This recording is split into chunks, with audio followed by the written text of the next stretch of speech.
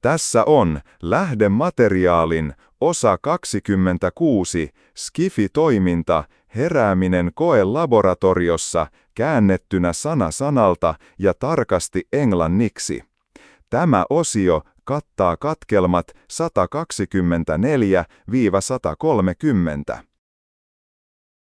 Osa 26. May 3rd at 4:03 a.m. Topi Haltu. Waking up in the test laboratory. Toivo lived in a ghetto in an exterior corridor building area named Kuparivara. Between the slatted blinds flashed the blue and red lights of emergency vehicles into the otherwise dusky, but with wax candelabras burning everywhere in the two-room apartment, into the apartment. The carousel of lights shone onto a metallic, locked suitcase on the floor in the middle of the room. A voice was heard like an echo as the authorities shouted into a loudspeaker, "Toivo, come out and let the bomb squad inside." "How am I here?" Toivo said in his mind. In his hand, an automatic assault rifle, and on the sofa was an automatic pump shotgun. The voices said inside the head to Toivo, "We blacks grabbed you now, Toivo." Cree! Snipers were ready in the nearby forest and on the roof of the store. Red infrared dots moved on the walls, disappearing. Tss. I saw, as in a vision, the strike force soldiers had faces that changed their shape. With the faces distorting, their eyes were pitch black. They spoke to each other through microchips in their brains. I was on my knees on the ground, and the phone started ringing suddenly in my hand. The receiver was like supernaturally bright. It read, "Hava is calling." I put the speaker on and heard Hava's voice crying, "The White Hearts are coming. Tivo, endure for another moment." Beep, beep, beep. Toot, toot, toot. The call disconnected.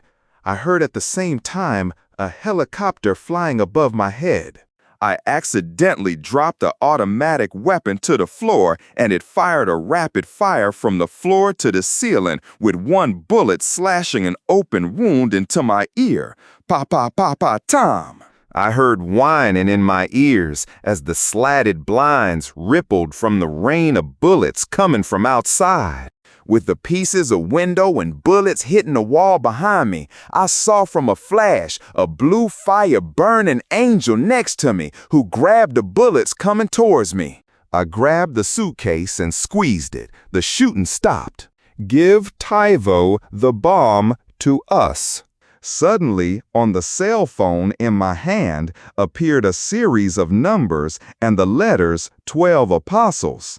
I pressed the receiver, and a beep, beep, tut-do sound was heard, and from the dark clouds from the sky struck lightnings, and the earth started to quake.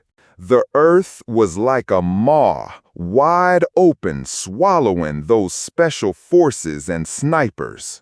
White Humvee lines drove suddenly onto the street from the cars was shot with miniguns, black vans, and death ambulances, and they exploded into fireballs.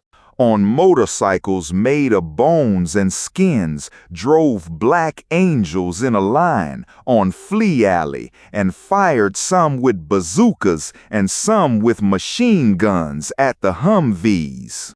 2 Humvees shot hooks onto my balcony and pulled the whole wall down, crashing. It was Hava Whiteheart and the Shield of David.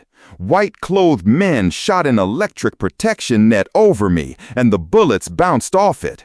I jumped from the hole in the second-floor wall, suitcase in my hand, into the Humvee whose roof window was open.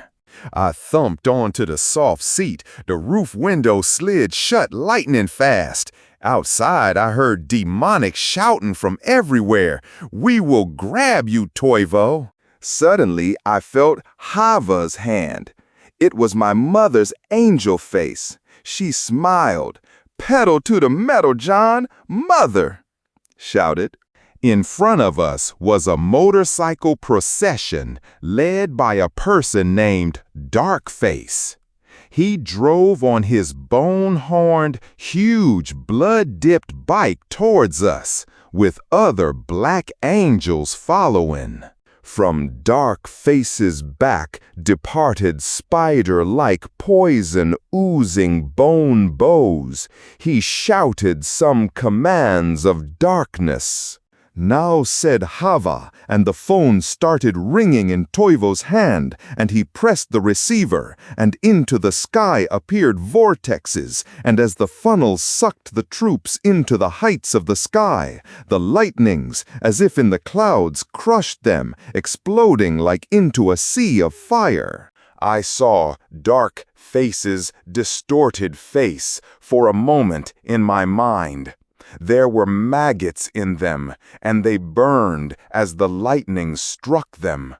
And I saw, as if in visions, when the black angels dropped into the bottomless abyss of damnation, at the same time flaring up to burn.